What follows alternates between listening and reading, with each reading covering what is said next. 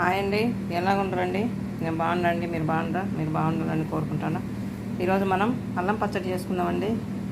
అల్లము ఒక తెల్లగడ్డ తీసుకునండి, ఒక 4 ఉల్లిపాయలు తీసుకునండి, 1 కేజీ టమాటాలు తీసుకునండి, ఒక నిమ్మకాయ సైజంత చింతపండు తీసుకునండి.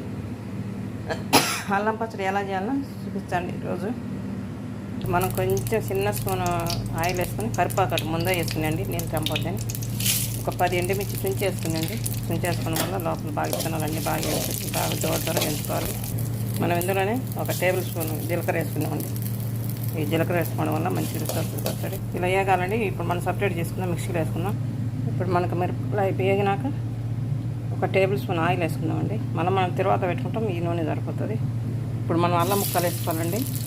ఇది మనం కొంచెం దూరగా అయ్యేటట్టు వేసుకొని మనం ఉల్లిపాయలు తెల్లవాయి వేసుకున్నామండి. అల్లం ముందు వేసుకోవాలి, ఎందుకంటే మనం ఉల్లిపాయలు మళ్ళీ మాడిపోతాయి. ఈ పచ్చడి కొంచెం వేసుకున్నాక మళ్ళీ వేసుకుందాం. మనకి కొంచెం దూరం అయినాక ఇప్పుడు ఉల్లిపాయలు తెల్లగడ్డ వేసుకుందామండి.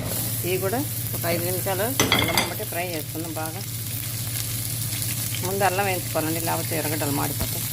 ఇలా వేయగాలండి. మనం ఇప్పుడు ఈ సపరేట్ చేసుకుందాం. ఈ మాత్రం వేసి చాలు. ఇలా సపరేట్ చేసుకున్నాక మనం ఇందులోనే ఇంకొక టేబుల్ స్పూన్ ఆయిల్ వేసుకుందామండి. టమాటా మగ్గ పెట్టుకుందాం.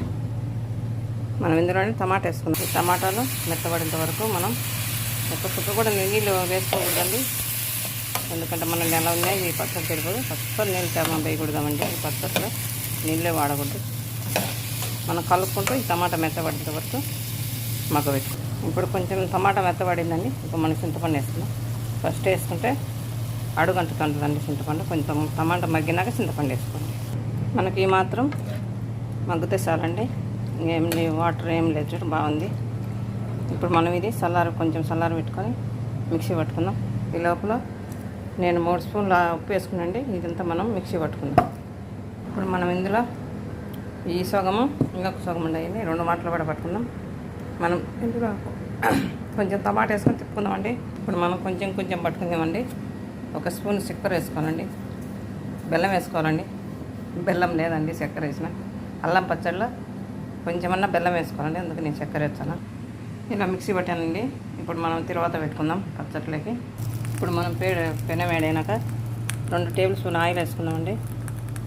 మనం ఆల్రెడీ టమాటాలో ఉల్లిపాయలలో ఉందండి, నూనె సరిపోతుంది. ఇప్పుడు 2 స్పూన్లు తిరువాత గింజలు వేసుకుందామండి.